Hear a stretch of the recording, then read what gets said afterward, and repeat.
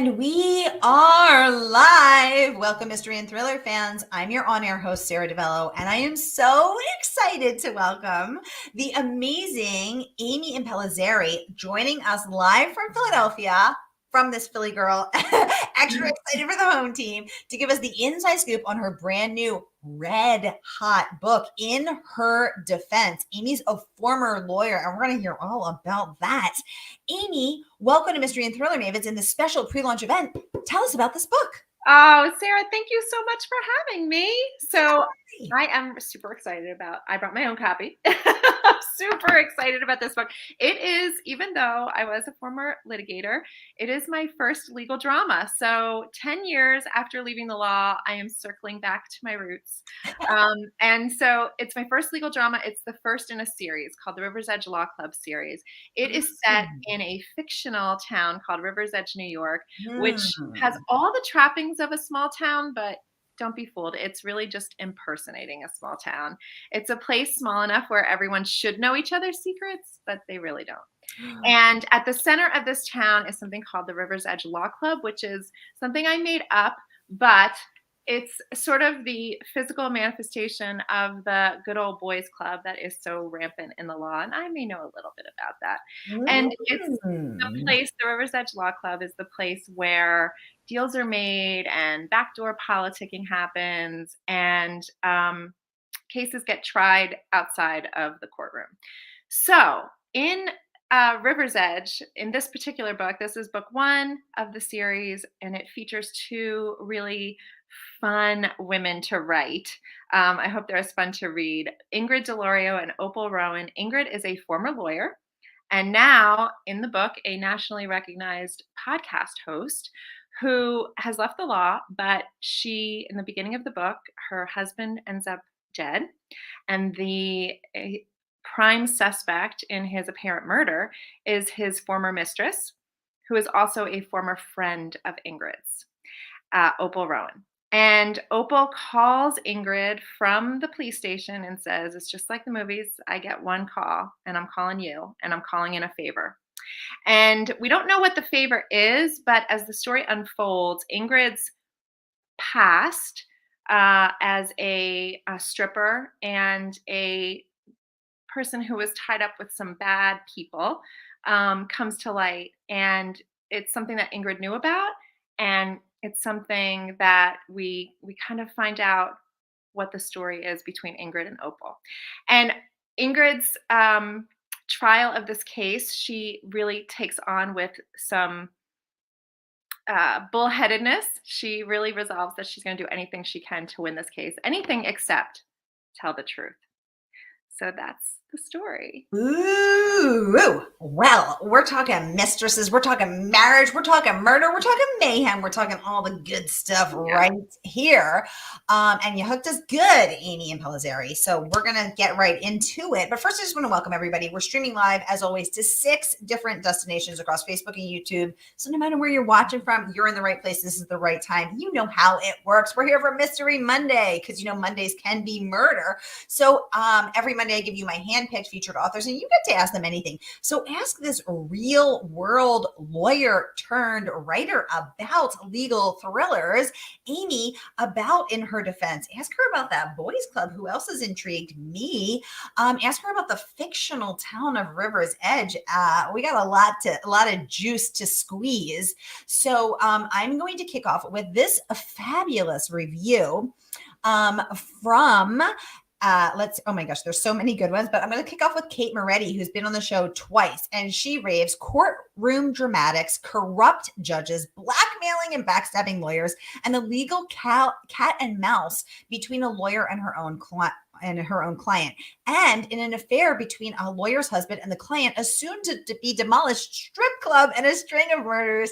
You have the makings of an on the edge of your seat, can't put down read. In between all the legal maneuverings, Impellizzeri's characters are flawed and poignant. Their relationships are multi-layered, and the end is truly both tender and surprising. So congratulations on that amazing review from New York Times bestselling author Kate Moretti, who's been on Mystery and Thriller Mavens 2 times. I'm a huge fan of hers. She's lovely. She also lives in Pennsylvania. And Yes. what she hoped was a haunted house, but she looks every night and still no ghosts to be seen. Stay tuned on that front. Anissa, welcome to the conversation. He's saying hello, Sarah and Amy from South Carolina. Hi, Anissa. Welcome. Anissa is a librarian and also an amazing bookstagrammer. She does a lot of big things with Friends and Fictions. And Anissa, always a pleasure to have you. Thanks for tuning in. So, Amy, let's start here with Kate Moretti's review. So, let's talk about the edge of your seat, can't put down read, the cat and mouse.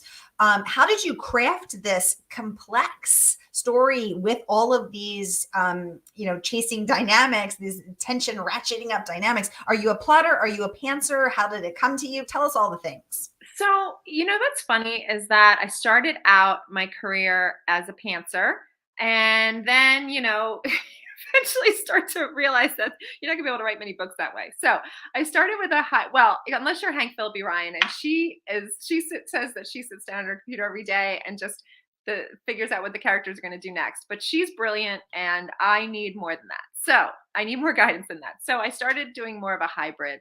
But this is truly my pandemic book, and so I was holed up. I was one of the people, in the pandemic, writers were either paralyzed or holed up and did nothing but write to heal, to really kind of find it like a safe space. And I was one of those people that was writing all the time. So I holed up and I got this idea for this story and I plotted it methodically. And I have never plotted a book the way I plotted this one. It was my most ambitious sort of plot wise. And so I did the whole thing with the board and the colors and everything. And now I'm a fan. So that is how I kept track of this book.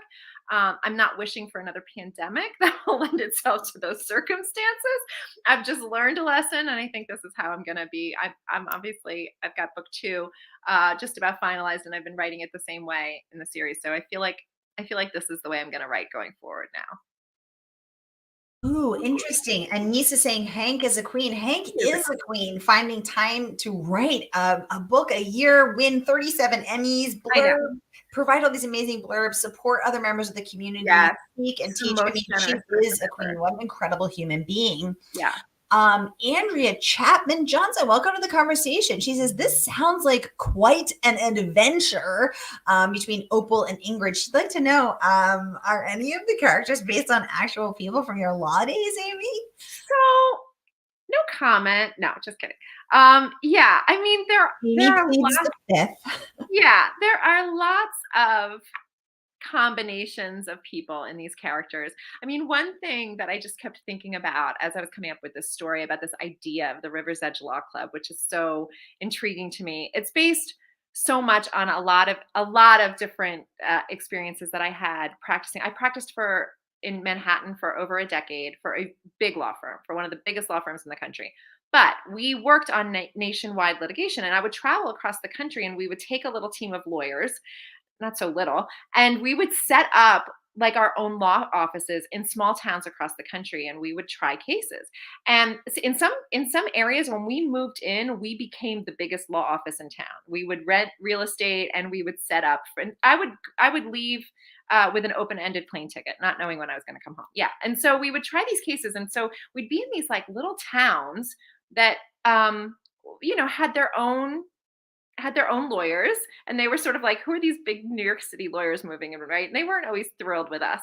But I would show up to court sometimes with my colleagues, and the other side's lawyers would be coming out of the judges' chambers. They just had breakfast together. And frankly, the day's events had already been decided, and we hadn't been part of the conversation. And I just found that so intriguing. It was just understood that that's kind of how things worked in a lot of these small towns across the country. So I had this idea that, justice and kind of the legal maneuverings behind closed doors is so much more interesting in a lot of ways than what's really going on in the courtroom. But there's a blend of both in this book. Wow. Andrea, thank you for the fascinating question. And Amy, thank you for that even more fascinating answer. I first of all didn't know that law firms, sort of packed up and descended descended sounds predatory, moved house to little towns and sort of set up Yeah. shop. Yeah.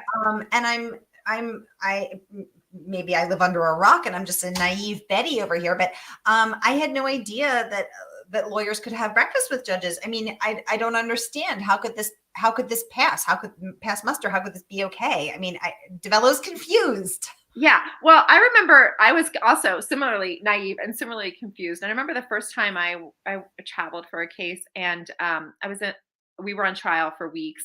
And I remember one of the senior attorneys saying to me, I was working around the clock and I was working on motions that we were going to be presenting in court the next day. And I remember he came to me and he said, you got to stop what you're doing and go to work. And I was like, I'm working. I've been working on this brief. I've been researching like literally around the clock. And he's like, nope. He's like, you got to come to dinner with me. He's like, the judge is going to be at dinner with, there's going to be a bunch of people, and that's the real work. He's like, it's your job to come to dinner with me, and we're going to talk with the judge about, not about the case in particular, but we're going to do some socializing with the lawyers and the judge. And that's really how this case is going to be impacted, not by that motion you're working on. And I was floored because I had no idea that this is how the world worked. But let me tell you something. That is not why I went to law school, right? For moments like that. That was not why I went to law school. But those were some really, and it wasn't always done that way, but it was often done that way. So yeah. Amy, I'm still thinking about it. So, I mean, was it because these towns were so small that that the judge could get away with that? Because I mean, I just can't picture if that happened in Boston, New York, Philadelphia, like there would be a huge story and expose about it. I think. I mean, what do I know? I'm not a lawyer. So was it just that they were small and the judge was the boss of that place, or how did this and what was it like at that dinner? Were you like, so judge, do do do do do do do? Yeah, it was about schmoozing and socializing, and because there was a twofold thing. There was one, trying to insinuate ourselves into the social fabric of the town, because we were the New York City lawyers, and so there was a bias against the big city lawyers coming to town. So there was this sort of like trying to soften our own edges, but there was for sure there was an understanding that you weren't going to talk directly about the case. You weren't going to compromise your own case, but you were going to talk around it for sure. Wow, I'm going to need some time to process this. Oh my goodness. Pesto Noni. I'm already loving your account because hello, DiVello and Impellizzeri. We got some Italian girls I love it in the house. I love pesto. I loved my noni. So we're vibing already. This sounds like such an interesting book to read. Pesto Noni, you are correct. Such an interesting book to read. And y'all, the book is out tomorrow. So I'm hearing the chorus of Annie tomorrow. Grab your copy of the book. So pre-order it now. So it's not even out yet. So pre-order it now. And the good folks at Murder by the Book will ship it out to you tomorrow. So this is a chance to support our favorite woman-owned bookstore, Murder by the Book. So I'm going to pop the link right here in the comments and click over and be sure to order it so that you can get the scoop on all of these insider legal dealings. And Nisa's saying, another reformed attorney. Are you reformed, Amy? Well, yeah, that's what I call myself. And because, I took what was supposed to be a 1-year sabbatical from the law. I practiced for over 13 years. I always say I loved being a lawyer until I didn't, and I took a 1-year sabbatical to like catch my breath, regroup. And that was now 12 years ago. So I'm still on it.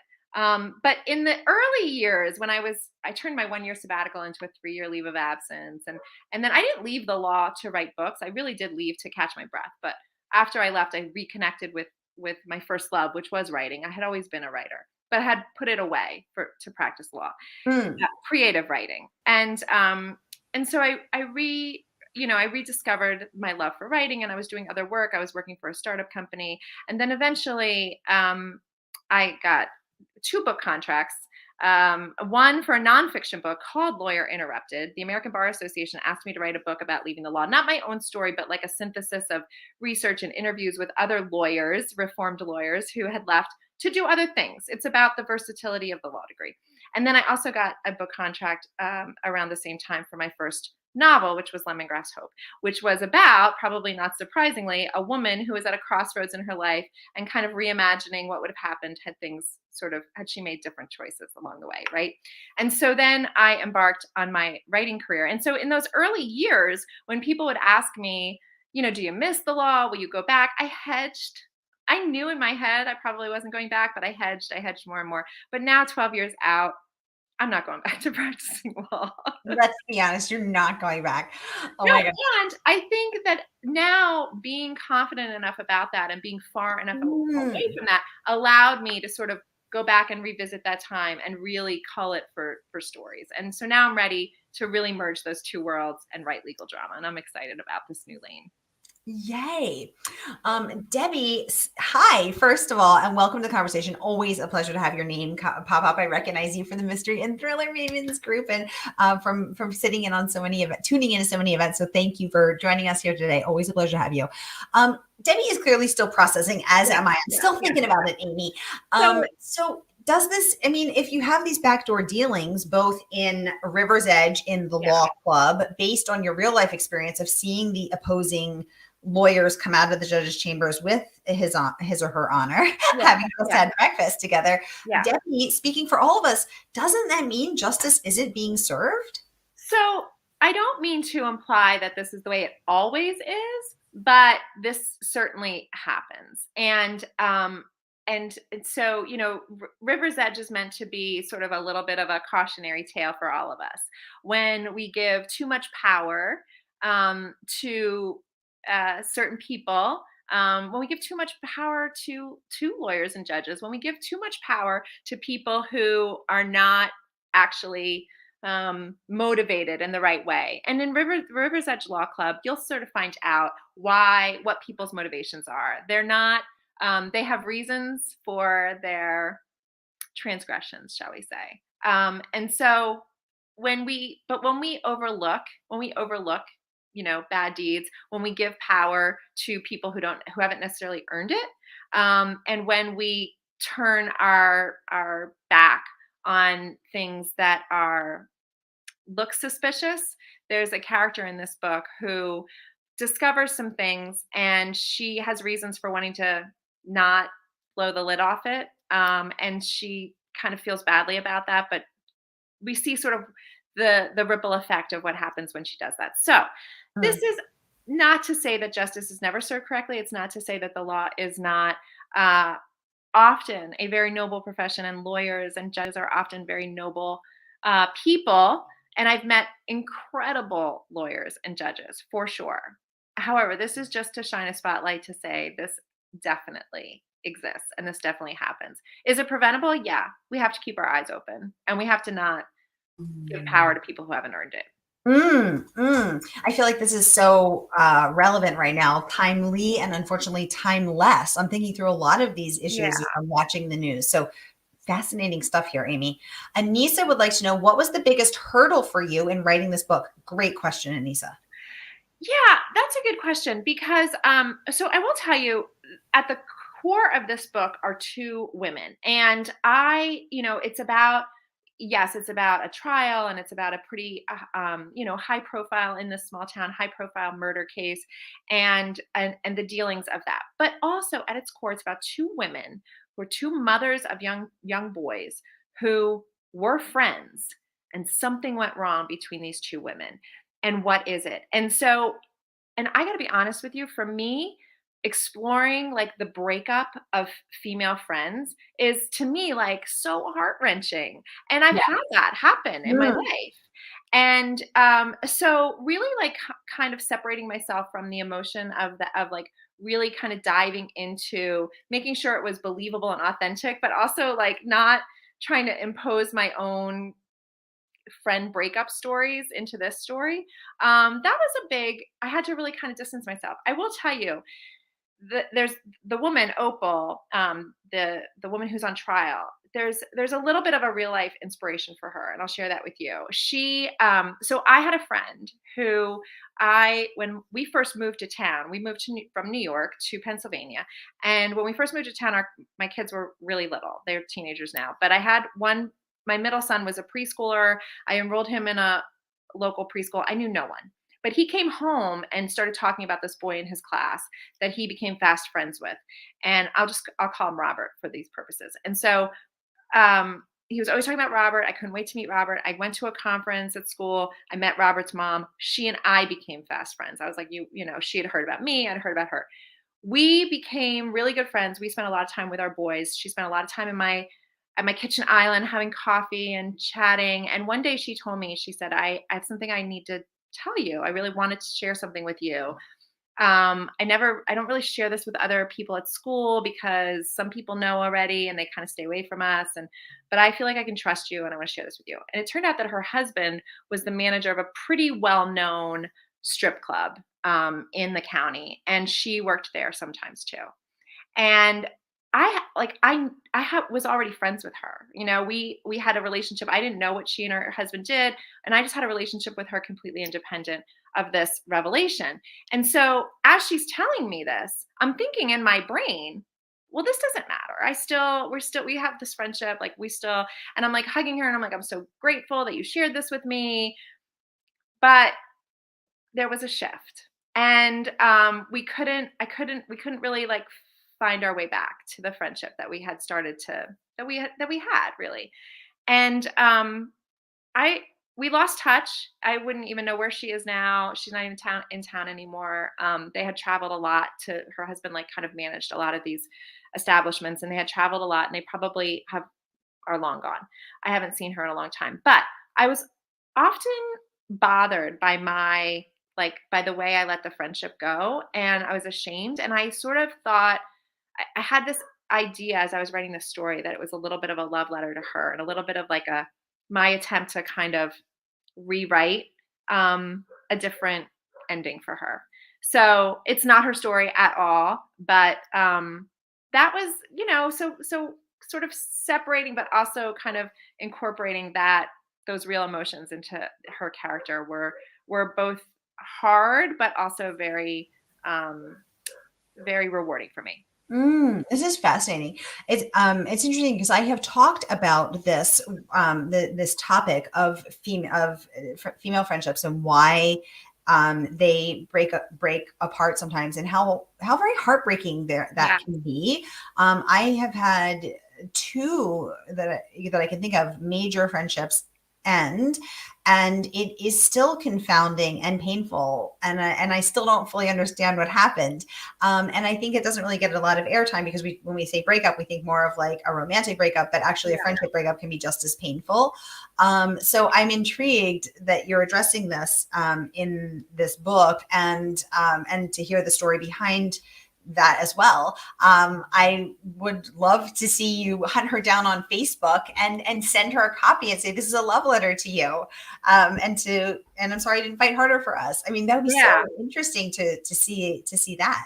And what you're saying too is so common about female friendships breaking up. There often is a lot of confusion about why they broke up. It's not like romantic relationships where things go wrong, they feel very specific, they feel very defined, and then the relationship breaks up. Because often the women in the relationship have two completely different not memories, but understanding stories about what happened. Yes. And both of them can be completely true for those people, but they can be very different. And that is what this is about. These women, Opal and Ingrid, they have two different stories about what went wrong with their friendship. And so the reader will really kind of hopefully go on this journey of trying to discover really what happened between the two of them. Ooh, tasty. Oh my goodness, so many great comments. Okay. Andrea is saying, I love legal thrillers. So this is so exciting. Andrea, right? There's something so juicy about a legal thriller. I totally agree. And I want to remind everybody. Too. I love them too. And so it's like you always hear, like, you write the book you want to read. And so I really was like, okay, it's time. I really do want to write. Was just devouring legal thrillers so much. I mean, I love every genre, I really do, but I really love legal thrillers, and I thought, well, it's time. It's time.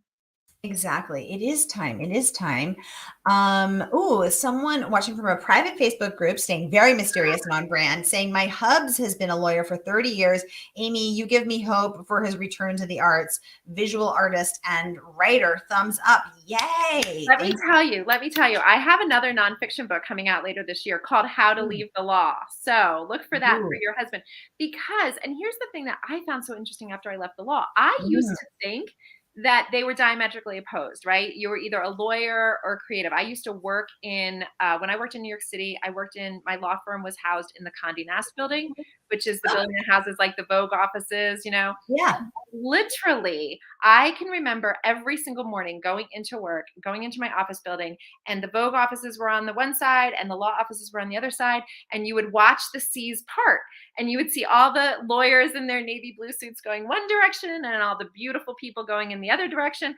And I would think to myself, I would stand back and I'd watch it. And I think, I want to go where the beautiful people are going. But that's not for me, right? I'm a lawyer. I go on this side. But after I left the law, and that's in connection with writing Lawyer Interrupted, and now in connection with writing How to Leave the Law, I have learned that the law actually attracts so many creative people. It is such a, in theory, creative profession. It attracts so many creative people. And then big law in particular, the kind of law I practice, doesn't always give them the outlet to really fulfill that creativity. And so you see so many reformed lawyers coming back and finding their way back to art and writing. And so I have a lot of hope for your husband too. Yay. Keep us posted on what he does. Yeah. Maybe he'll be creating some sort of visual art or a piece of writing, perhaps a mystery. Keep Yeah. us posted, please. Ooh, Debbie's saying, Amy, how do we get the power of such judges and prosecutors, so the ones that are not wielding that power righteously, taken away, or the laws changed that are sending innocent people to prison? I know of 2 such cases in a small town. It's a real heartbreak and a travesty of our system. Debbie, yes, it is. Amy, give us the scoop. Yeah, so two things. I think two allies, two advocates. One is the media, which may sound strange, but it's true. I mean, the media really can be in certain instances a very helpful spotlight on these cases.